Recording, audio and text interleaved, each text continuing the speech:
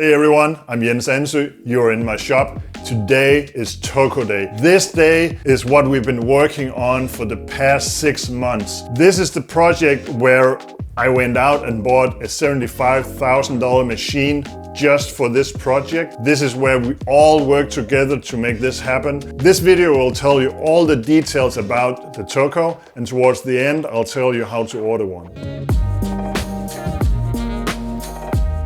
The Toko is a so-called shop-built knife. And what is shop-built? In the shop-built project, we work together as a team. 3 guys in the shop and myself put all of these together. I sharpened every single knife that comes out of this shop.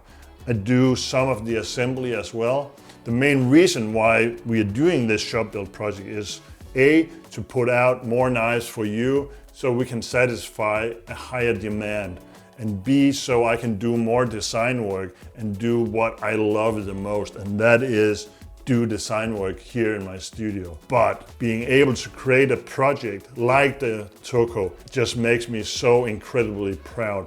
This is near custom quality, and this is the best everyday carry folder that you can buy right now. The Toko features a 3.35-inch blade. The blade is hollow ground. This was the main reason why I went out and bought my 4th Haas CNC machine. I bought this machine specifically to do the reeve grinding technique or the cup wheel grinding technique on the Toko blades. The knife features a flipper and a button lock mechanism. With the Toko project, I chose skiff bearings because these are, to my knowledge, the highest quality bearings that are produced now that you can use in a folding knife. And with the Toko project, I want to put out the highest quality possibly. And that's why I use the highest quality hardware at all. And that's what I consider the skiff bearings to be. With the handle of the Toko, I created what I almost consider a small piece of art here. This is a milled piece of titanium. The outside is contoured. It has the center palm swell that my designs have been known to have for quite a while. The micro knurling makes the handle very secure in the hand, but it's still super soft to the touch. If you turn it around, you'll see that I made a great deal out of weight reduction on the inside. It's not just any weight reduction. If you look close inside here, you'll see that the bottom of the weight reduction holes are contoured, matching the outside of the handle. If you look here, you can see that I left a little Easter egg on the inside. I engraved the Japanese sign for Toko.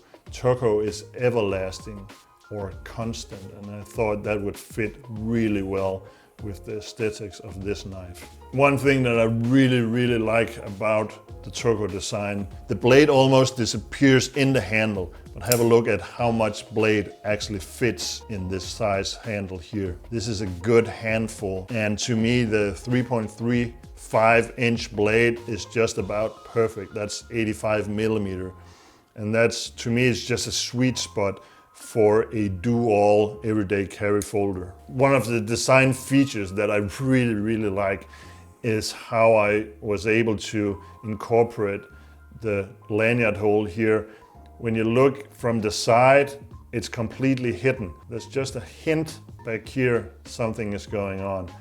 But now you have what I consider essential in an everyday carry folder. I rarely use a lanyard, but when I do, it's absolutely needed so you don't lose your knife. You can also add a small fob to make it easier to remove from your pocket if you so favor. I prefer to leave it without, but I just so much enjoy this little detail here. Here you can see the Aros and the Toko next to each other.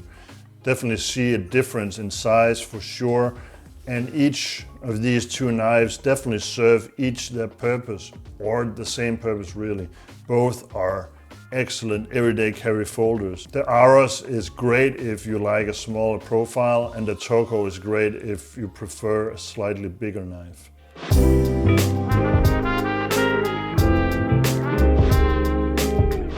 With the Toko project, I created a 5-episode documentary on how I started the design process all the way to the final project here.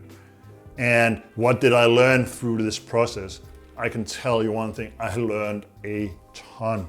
First of all, one of the things that I really learned was a project like this needs careful planning, right from the first sketch to the final production in my shop.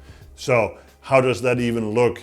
I created a full product roadmap where I planned in shooting these videos. So I knew that if I had to have content right from the start, from creating the first sketch, I need to plan that out. So approximately 6 months before today, I knew I need to start working on this design. I knew exactly when I handed that design over to my team so they could start making it ready for production, creating prototypes, doing test prints, all that.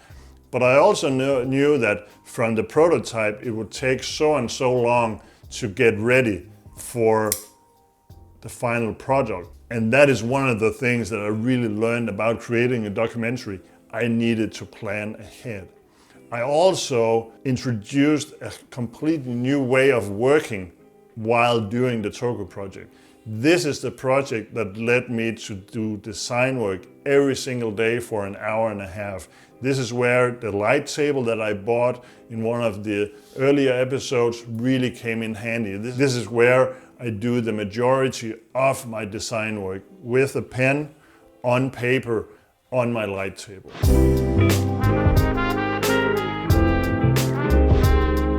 A lot of the struggles that we had creating the Aros was experience that I took with me in creating the Toko. Not to say that we created the Toko without any struggles. There's been plenty of struggles. First of all, we introduced a complete new machining technique, new for us. This is a blade that has been cup wheel ground. This is the reeve grinding method that I was taught or told about a year ago in Boise, Idaho, when I went to visit the Chris Reeve factory. Tim Reeve was so kind to tell me all he knew about cup wheel grinding, and that alone made it possible for me to actually establish a project that is based around cup wheel grinding. Cup wheel grinding is something that makes CNC technicians around the world head explode. Why would you put a grinding wheel inside a fine precision CNC machine? It will tear the machine apart. Well, maybe so, but it will also create a superior knife blade, and I love that. So we'll see now if my brand new $75,000 machine will be trash in 6 months. I don't think it will, but let's see. One of the biggest joys for me for working on a project like this is I get to see a project at the very, very early state on the paper, thinking about details. And now I have the final project and I can put it on top and I can just see the drawing come to life. That is one of the greatest experiences by being a creative person, when you can actually see your thoughts come to life. So Jens, could you take us through from the early sketches of the Toko and to where we are today? Sure thing. So with this sketch here, this was one of the first pages of sketches for the Toko project. Really, this is just a very, very vague idea about what I wanted to get. I wanted something 85 millimeter or 3 1/4, 3.3 inch blade, more or less. That was the general idea. I had the idea that the blade shape would be approximately something like this. You can actually already see that it's not very far from the final project. But taking you through these drawings, you can start to see something is going on around the blade here. I'm starting to establish some kind of shape on the blade, and this is already on the second page. I spent the better part of a full sketching block just documenting the process of the toko. One thing I noticed flipping through all the sketches was that, well, on June 26th, I actually decided that this model should be named Toko. There's several reasons why I want to name a project this early in the process. One of them is that I know that if I hand over design files for my team without a name, it will be new knife, and then the revised drawing will be new knife 1.0, 2.1, 5.11, or something ridiculous like that. But actually having a name for a project early on just makes finding your file on your computer so much easier, and you're actually talking about the same thing. I can go to the shop and say, so where's the handle for the toko? Instead of, where's the handle for the new knife? Do you mean the new knife or the new knife? You can order your toko right now by going to my website, where you'll pick the color of the handle, color of all the hardware, and then after doing that and placing the pre-order, all you have to do is wait.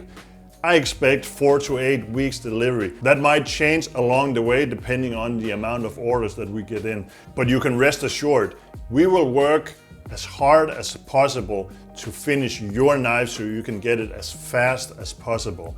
I hope you really enjoyed this final episode of the Toko documentary. Like and subscribe, write me a comment, I will answer. And remember, visit the website right now to order your toko.